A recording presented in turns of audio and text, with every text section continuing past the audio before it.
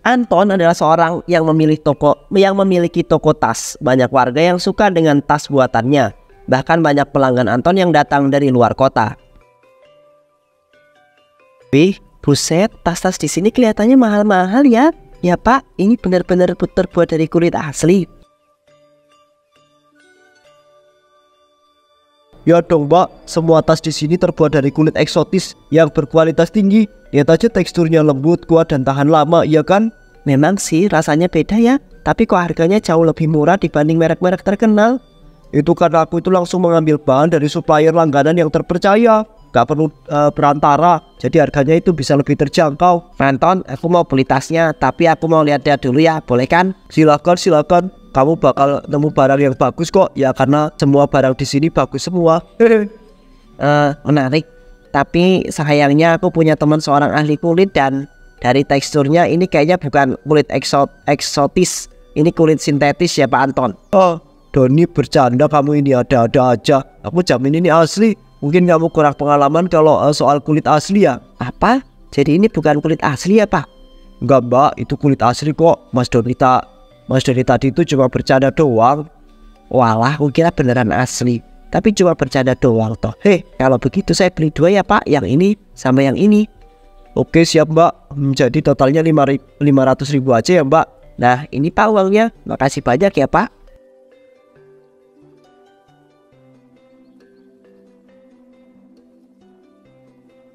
Suasana di toko tas Anton semakin ramai. Para pelanggan berdatangan silih berganti. Masing-masing tertarik dengan keunikannya dan daya tahan produk yang dijual di sana. Aku udah lama mencari tas kayak begini. Desainnya unik tapi tetap elegan. Senang banget bisa dengar itu. Ya Bu, kami memang sangat menjaga kualitas dan memastikan setiap detail dibuat dengan sempurna. Kalau boleh tahu tasnya seperti ini bisa tahan sampai kapan? Dengan perawatan yang tepat, tas ini bisa bertahan lebih dari 10 tahun, bahkan lebih lama. Banyak pelanggan kami yang menggunakan sampai bertahun-tahun dan tetap terlihat seperti baru. Kalau gitu ada garansinya nggak buat setiap pembelian? Tentu Pak, kami memberikan garansi selama 2 tahun untuk setiap produk. Kalau ada kerusakan akibat cacat produksi, kami siap memperbaikinya tanpa biaya tambahan. Wah, itu bagus banget. Kayaknya aku beli satu dulu deh. Aku juga dah, kalau gitu rasanya jarang nemuin tas dengan kualitas bagus ini. Harga memang nggak bohong ya. Betul sekali Pak, kami percaya bahwa kualitas adalah investasi jangka panjang. Terima kasih atas kepercayaannya.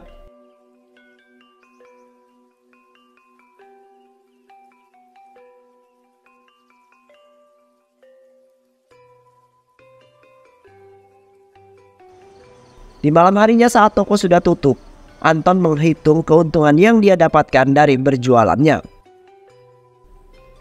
Luar biasa, malam hari ini makin banyak orang yang beli tas-tasku. Modelnya unik, tahan lama, yang paling penting produksinya murah. Siapa sangka kulit kucing bisa semewah ini. Mereka pikir ini kulit eksotis, padahal aku cuma memanfaatkan sesuatu yang gampang didapat.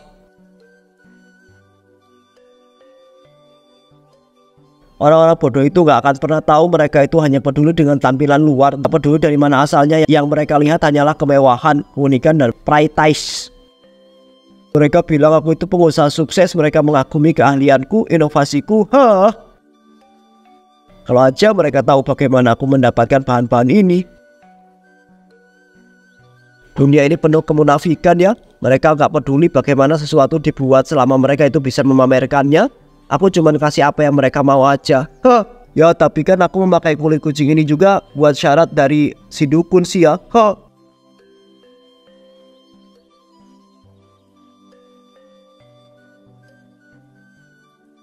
Rupanya Anton melakukan pesugihan untuk membuat usahanya lancar jaya. Kamu datang kepadaku Anton, apa yang kamu inginkan? Aku ingin usahaku sukses, aku ingin kaya, lebih kaya daripada siapapun di kota ini. Kekayaan tidak datang tanpa pengorbanan Anton. Kau siap membayar harganya? Apapun akan aku lakukan, asal aku itu bisa menjadi pengusaha yang sukses. Maka dengarkan baik-baik Anton. Jika kau ingin sukses, kau harus melakukan satu hal. Gunakan kulit kucing sebagai bahan usahamu. Oh, kulit kucing? Kenapa harus kucing, Bah? Kucing adalah hewan penjaga dunia gaib. Mereka bisa melihat apa yang tidak bisa dilihat oleh manusia. Kulit mereka menyimpan energi yang tak tertandingi. Dengan menggunakannya, bisnismu akan meledak, pelanggan akan berdatangan, dan keberuntungan akan mengalir tanpa henti. Tapi bagaimana kalau ada yang tahu? Itu kan berbahaya, Mbah. Tidak akan ada yang tahu jika kamu tuh cerdik. Lakukan dengan hati-hati dan kau akan melihat hasilnya dalam waktu yang singkat. Tapi ingat apa, Mbah? kali kau melanggar, tak ada jalan kembali. Jika kau berhenti di tengah jalan, keberuntunganmu akan berbalik menjadi malapetaka. Hidupmu akan menjadi neraka. Ya udah deh, Mbah.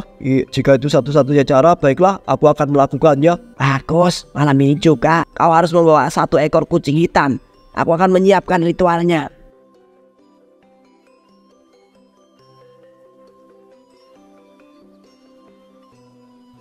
Oh, ini semua berkat saran dari dukun itu dan usahaku. Makanya aku itu bisa jadi orang kaya, yang paling kaya di kota ini. Ya udah deh, ngitung uangnya udah. Sekarang tinggal nyari kucing aja deh. Makin banyak kucing, makin banyak yang bisa dibuat. Saatnya beraksi.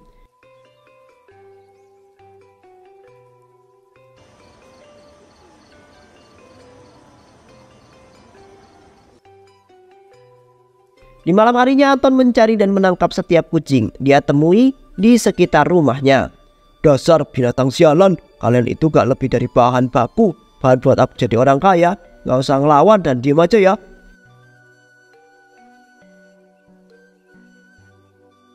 Satu ekor kucing masuk ke dalam karung. Kurang beberapa lagi, ini buat menuhin kuota hari ini.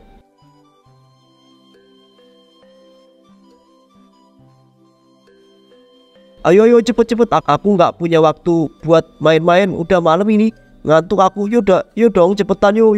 Dengan satu gerakan cepat dia memungut kucing-kucing itu, mencengkeram lehernya erat-erat hingga hewan itu berhenti bergerak. Dia memasukkannya ke dalam karung. 2 ekor, ini mah gampang banget, bos. Setelah dia selesai menangkap kucing-kucingnya, dia lalu membawanya ke rumah, dan di dalam rumahnya Anton kemudian mengelola kulit kucing itu menjadi kulit yang siap diproduksi menjadi sebuah tas.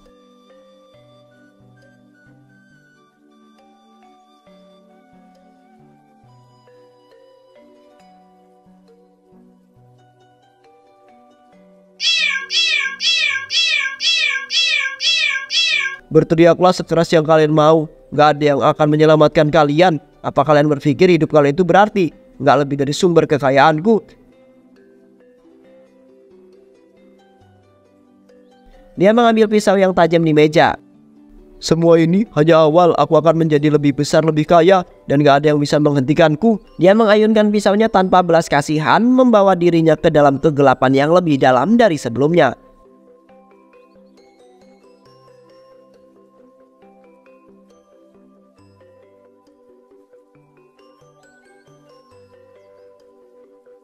Anton mengelola toko dan membuat tasnya yang ia jual selama ini bersama istrinya Laila. Pak, kok kulitnya kayak beda dari yang biasanya kita pakai ya? Teksturnya halus, tapi ada sesuatu yang aneh.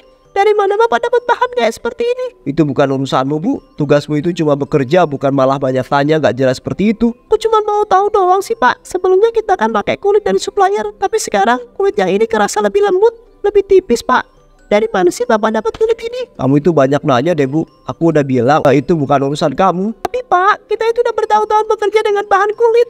Aku tahu perbedaannya. Ini bukan kulit yang biasa. Aku berhak tahu dari mana asalnya. Kamu itu gak berhak tahu apapun, Bu. Pak, aku ini istri kamu. Aku berhak tahu apa yang kamu lakukan. Aku berhak tahu apa yang terjadi.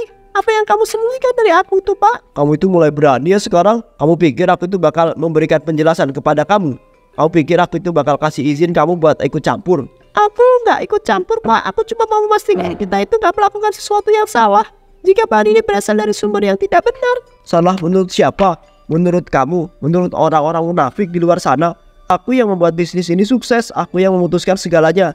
Dengar ya Laila, kalau kamu itu masih mau tinggal di sini, kalau kamu itu mau hidup dengan nyaman, maka tutup mulutmu. Aku itu nggak mau dengar pertanyaan bodoh seperti ini lagi. Pak, apa yang telah kamu lakukan sebenarnya sih, Pak? Aku udah cukup bersabar Laila. Sekarang kembali ke pekerjaanmu. Jangan buat aku itu kehilangan kesabaran. Dah, kamu itu bikin jelek moodku aja. Kerjakan sendiri saja tuh semuanya itu. Aku mau keluar.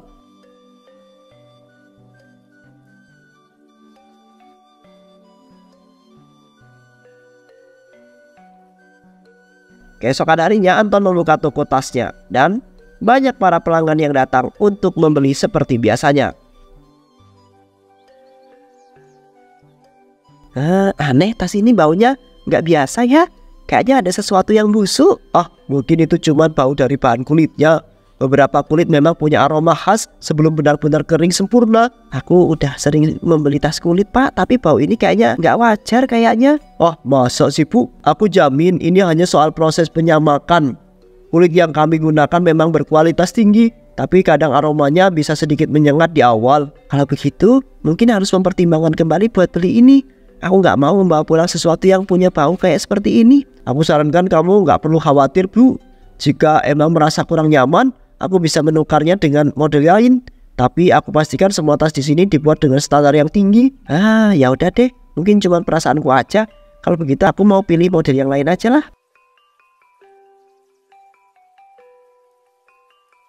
Setiap malam, Anton selalu menangkap kucing-kucing untuk digunakan sebagai bahan tas kulitnya.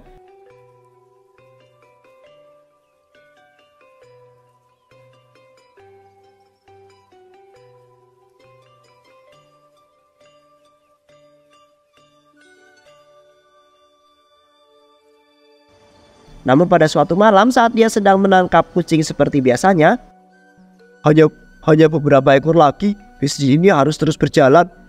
Kaya raya, kaya. Aku udah gak sabar bakal jadi orang yang paling kaya. Kaya sugih. Nah, tinggal nyari 3 ekor lagi buat menuhin kuota hari ini. Saat dia sedang memasukkan kucing itu ke dalam karung, tiba-tiba saja, apa yang Bapak lakukan? Apa yang Bapak lakukan sama kucing itu? Kenapa dimasukkan ke dalam karung? Ini bukan urusanmu, Nadia, pergilah. Aku tahu ada yang aneh dengan tas-tas Bapak. Sekarang aku melihat ini. Apa ini ada hubungannya sama tas yang Bapak jual? Jawab sekarang, Pak. Nadia, kamu itu budak apa? Gimana sih? Aku bilang pergi. Enggak, aku bakal melaporkan ini. Aku itu nggak bisa diam melihat ini semua. Anton mulai panik. Jangan lakukan itu, Nadia. Orang-orang harus tahu apa yang kamu lakukan, Pak. Dalam sekejap Anton mengeluarkan pisau dan tanpa ragu menusuk ke punggung Nadia, dan Nadia akhirnya pun jatuh tersungkur di tanah. Aku dasar kurang ajar kamu, Pak. Sial, dia mati. Aku harus bagaimana ini ya? Aku harus kabur dulu. Jangan sampai ada yang tahu kalau aku itu bunuh dia. Aku harus kabur. Tanpa berpikir panjang, Anton berlari meninggalkan Nadia yang sudah tidak sadarkan diri di sana.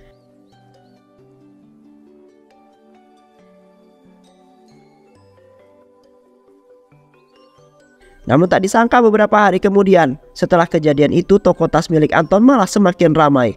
Dan Anton mulai melupakan kejahatan yang telah ia perbuat.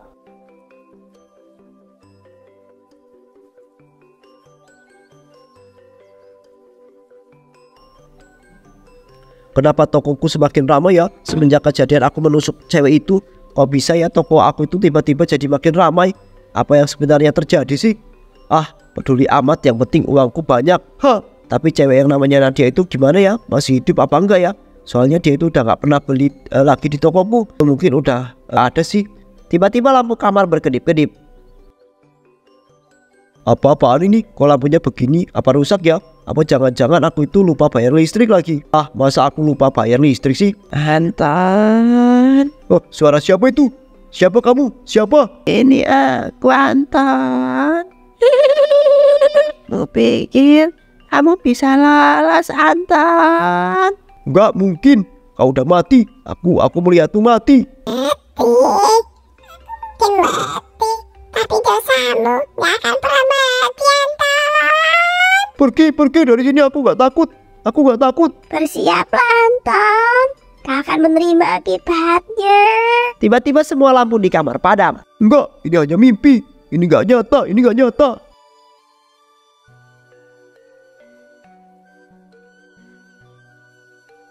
Namun setelah semua itu Anton tidak memperdulikannya dan tetap melakukan hal yang licik seperti biasanya.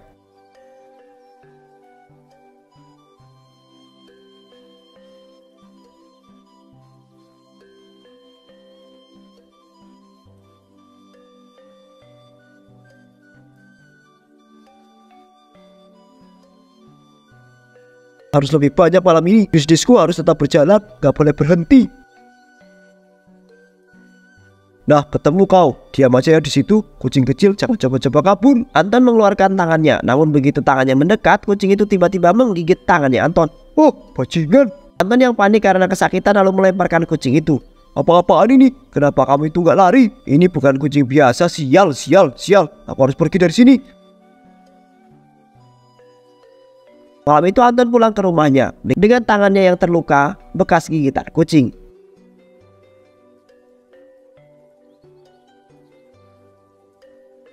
Beberapa hari kemudian setelah kejadian itu, tiba-tiba saja Anton mengalami sakit yang sangat parah hingga akhirnya harus dibawa ke rumah sakit. Pak, kamu kenapa?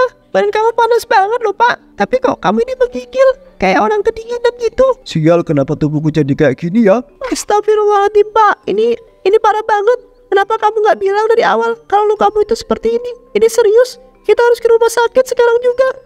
Enggak, aku itu bisa bertahan kok. Tiba-tiba saja Anton kehilangan kesadaran. Pak bangun pak, bangun pak. Kok harus panggil ambulans nih?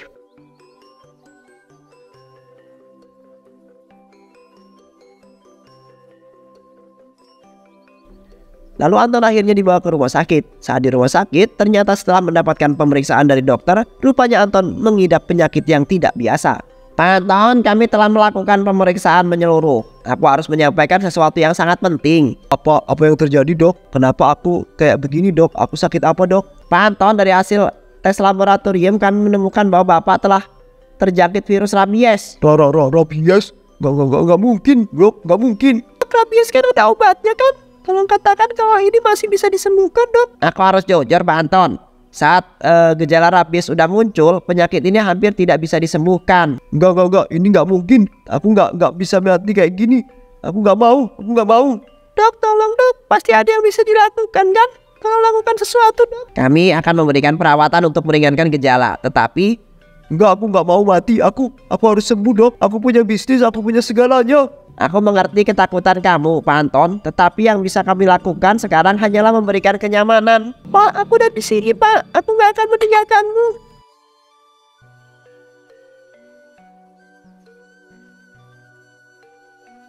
Dan beberapa bulan kemudian, karena Anton tak tahan dengan sakit yang sangat menyiksanya, dia memutuskan untuk meminta tolong kepada dokter kalau dia ingin. Pak Anton, Bapak yakin dengan permintaan Bapak? Saya yakin dok, saya udah gak tahan lagi dengan semua penderitaan yang saya alami. Saya lebih baik melakukan ini dok. Saya lebih memilih untuk disuntik mati dok. Tapi Bapak kan masih punya waktu untuk menghabiskan bersama istri Bapak. Ya, saya sudah sangat menyesal dok. Saya bukan suami yang baik buat istri saya. Saya gak berani lihat wajah dia yang baik dok. Lagian nanti atau sekarang juga sama aja. Ujung-ujungnya ya meninggal juga dok. Kalau begitu saya akan menanyakan ini untuk yang terakhir kalinya ya Pak. Apa Bapak yakin untuk mengakhiri hidup dengan suntik ini Pak? Saya yakin dok. Baiklah kalau begitu kita mulai operasinya ya Pak. Dan setelah operasi dilakukan akhirnya Anton meninggal dunia.